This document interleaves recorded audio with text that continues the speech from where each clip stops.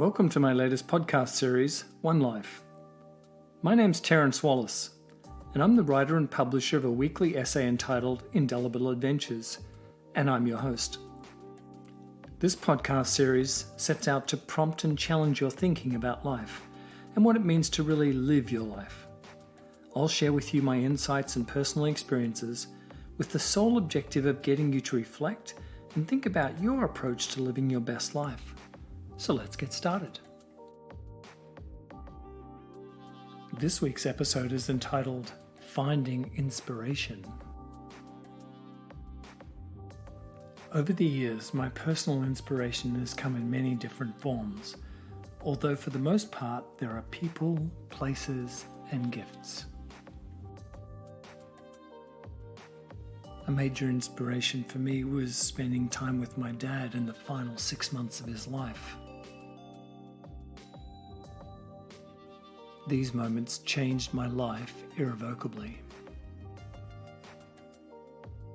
I no longer floated along and accepted life as it was, but began outwardly challenging my values, beliefs, and began molding it into the life I'd always wanted to live.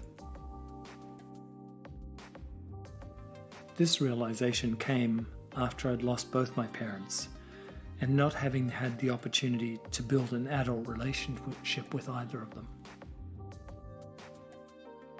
However, the lesson I learned, or indeed the silver lining, is that I've had a chance to spend a lot of time with my kids, Zach and Sam, during their formative and teen years, which has been an absolute blessing.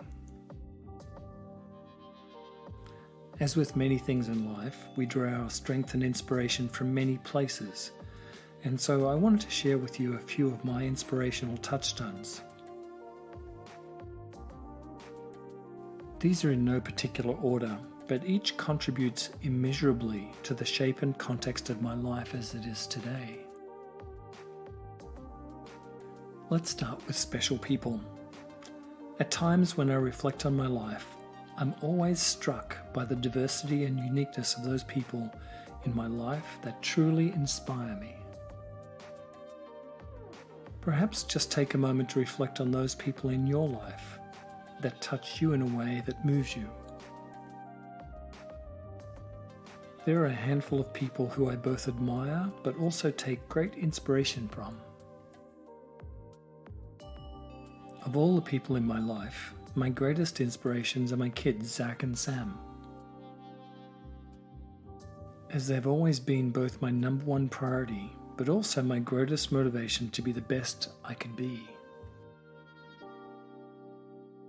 Interestingly, this is a two-way street, as I've learned so much from them over the years, and love them with all my heart.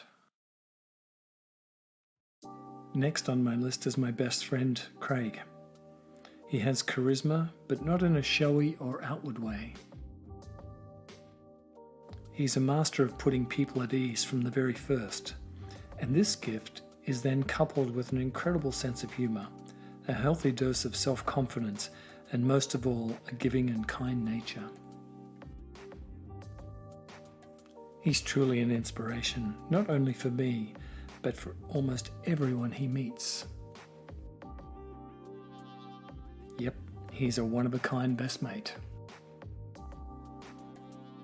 Often when travelling, you meet people and connect, and there was something special about Ariana and Alessio when I met them on one of my many trips to Italy back in 2015. We were introduced by a mutual friend who lives in Rome. They live in their beautiful home of Montragoli, which is a bed and breakfast just outside San Cassiano Val di Pesa, which I would highly recommend a visit or a stay. This is surrounded by the natural beauty of Tuscany. But it's more than their friendly nature and the place that they live.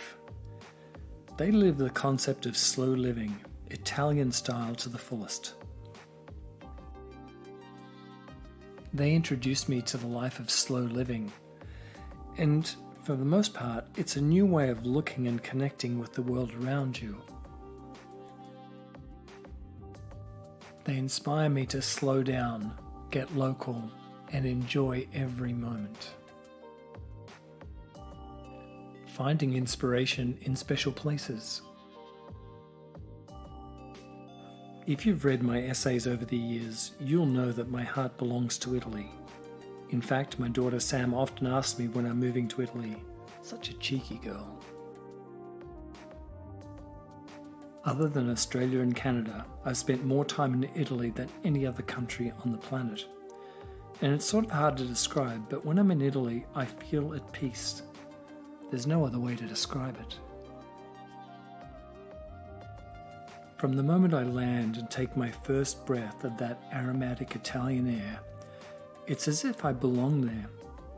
Perhaps in a former life, who knows? But clearly my affinity runs true and deep with Italy, often on my mind. There are many things that inspire me about Italy.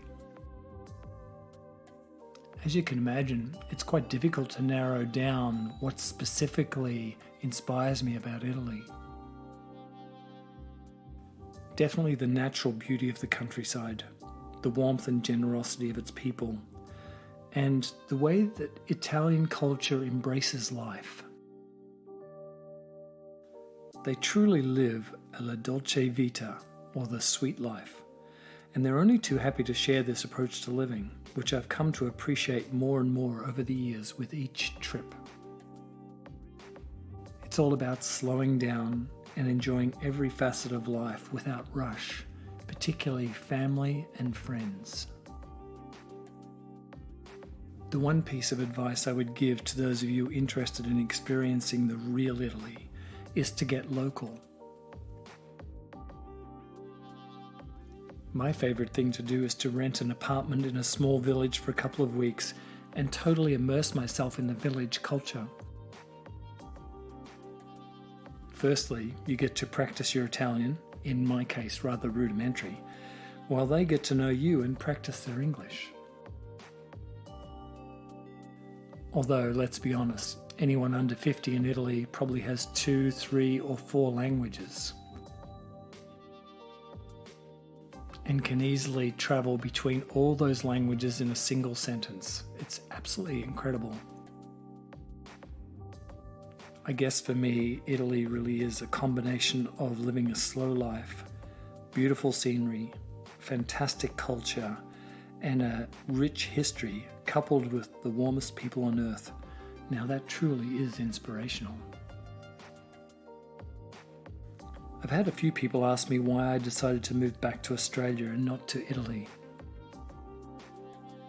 Well, timing is everything, I suppose.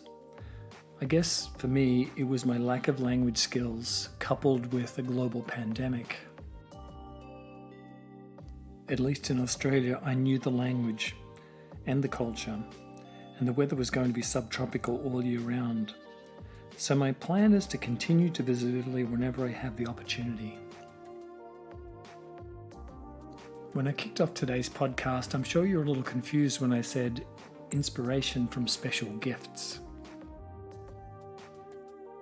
But let me give you some context. I'm a big believer in giving myself presents, and one of my favorite gifts that I give to myself, other than freshly cut flowers each week, as often as I can, is the dawn light over a beach somewhere. Fortunately, I've always been a morning person, so not too difficult to get up early and head to the ocean for a dawn light, especially when I'm within such easy reach. Finding inspiration is in the simple things in life. And I've found through the lessons of Ariana and Alessio that the more I slow down and breathe and take in all the things around me, the more I can appreciate life and the things that are important to me. For example, my writing and my podcast series inspire me to share my story and help others who are going through similar journeys. Now perhaps it's karma, but the more I share, the more I get back. Life is definitely a two-way street where it becomes unclear who is inspiring whom. Perhaps just take a moment to reflect on what, who, and where provides you with inspiration to live your best life. As you know, there are no right or wrong answers to this, just time to reflect. If you'd like to learn more about Indelible Adventures and the products and services we provide, please take a moment to visit the website at www.indelibleadventures.com. Indelible Adventures is one word. Thanks for listening, and look forward to hosting you again very soon.